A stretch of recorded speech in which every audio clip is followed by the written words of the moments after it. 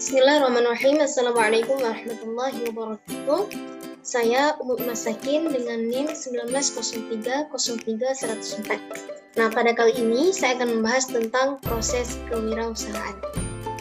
Nah, yang pertama, kita akan membahas tentang bagaimana memulai dan menyiapkan bisnis baru. Nah, hal yang pertama dilakukan untuk memulai bisnis baru, yang pertama kita harus melakukan riset terlebih dahulu.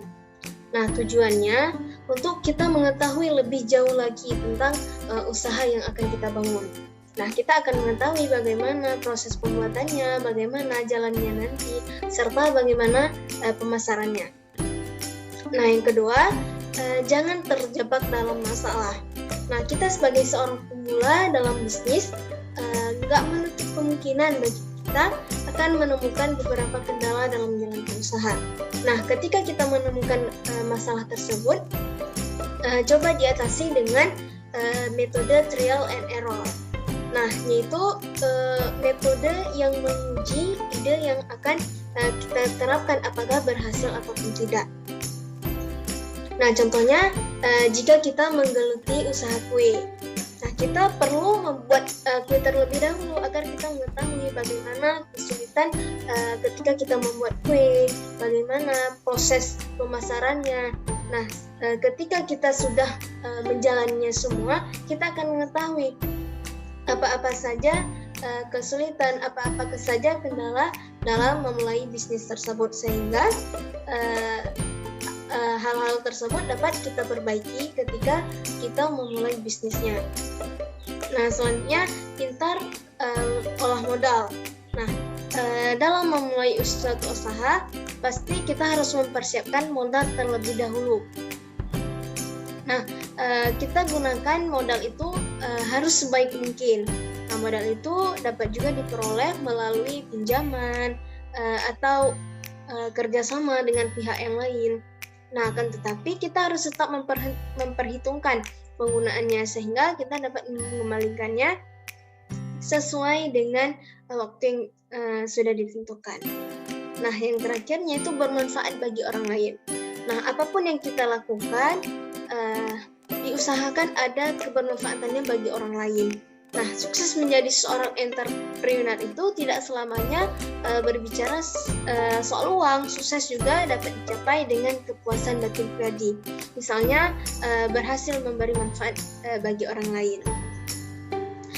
Dan mampu memberikan lowongan kerja bagi orang lain. Lowongan kerja bagi orang lain. Nah, selanjutnya, bagaimana kita memutuskan untuk menjadi seorang entrepreneur. Nah, sukses memiliki banyak artian karena memang sifat abstrak hanya karena hal tersebut mempunyai parameternya masing-masing. Untuk sukses pasti ada risiko, karena sebenarnya risiko dan masalah yang kita hadapi adalah jalan satu-satunya untuk menuju ke sana atau menuju kesuksesan. Tidak jauh beda dengan hidup. Risiko orang hidup pastinya adalah mati untuk tidak mati. Manusia harus bisa mengatasi masalah hidupnya. Untuk tidak mati, manusia harus bisa mengatasi masalah hidup. Begitu pula dengan usaha yang akan kita bangun untuk tetap hidup, maka kita harus mengatasi masalah demi masalah yang kita jalani. Nah, ada beberapa tanda yang cenderung mengarah pada kesempatan untuk memastikan kita segera mengambil keputusan menjadi seorang usaha. Berikut yang pertama, selalu menelurkan ide-ide yang brilian atau modal terpenting Anda. Dan yang kedua, selalu mempunyai cara pandang yang berbeda tentang segala sesuatu yang kita lihat. Dan yang ketiga, orang yang selalu penasaran terhadap sesuatu yang mengakibatkan keheranan atau mencari tahu mengapa hal itu dapat terjadi. Dan yang keempat, ingin membuktikan bisa mengatasi tantangan tersebut. Nah, kita membuktikan bahwa kita bukan orang yang biasa-biasa saja. Dan kita juga membuktikan bahwa kita bisa lebih baik dari orang lain. dan kita dapat memikirkan sesuatu yang lebih dalam dari orang pertama. Dan selanjutnya ada strategi brilian untuk memulai sebuah bisnis baru. Yang pertama, kita tentukan jenis bisnis dan jenis bisnisnya, dan kita lakukan riset pasarnya. Bagaimana permintaan pasarnya, bagaimana penjualannya, bagaimana supply dan demand-nya. Dan yang kemudian alokasikan modal bisnis dengan tepat. Nah, kita alokasikan modal tersebut dengan tepat. Artinya kita harus secara detail melihat keperluan yang kita butuhkan. Dan yang ketiga, cari bahan baku yang berkualitas, yang baik tapi harga murah. Nah, mungkin kita dapat bisa kerjasama dengan pihak-pihak tokonya dan orang-orang yang mempunyai bahan baku, orang-orang yang memproduksi bahan baku yang akan kita gunakan. Dan yang keempat, menggunakan peralatan lama yang masih layak pakai. Mungkin ada sebagian restoran-restoran ataupun ada sebagian usaha yang tidak menjalankannya lagi, mungkin kita dapat membelinya di sana begitu. Nah, yang kemudian tentukan lokasi usaha. Nah, ini sangat menentukan bagi usaha kita. Nah, jangan usaha kita di tempat yang tidak banyak orang, tapi harus kita lihat kondisi ini lakunya ini, di sini perlunya di ini gitu. Yang terakhir, lakukan promosi lewat media sosial. Nah, promosi ini menjadi tren juga bagi sekarang. Nah, terkadang orang melalui promosi ini terpikat hatinya untuk membeli barang yang kita jual. Dan selanjutnya, aspek hukum dan legalitas. Nah, keberlanjutan usaha selain ditentukan faktor-faktor fundamental atau faktor dasar bisnis berupa market, produk, produksi, SDM, dan keuangan juga ditunjang dan ditentukan oleh legalitas usaha. Nah, perlu ya legalitas usaha tersebut.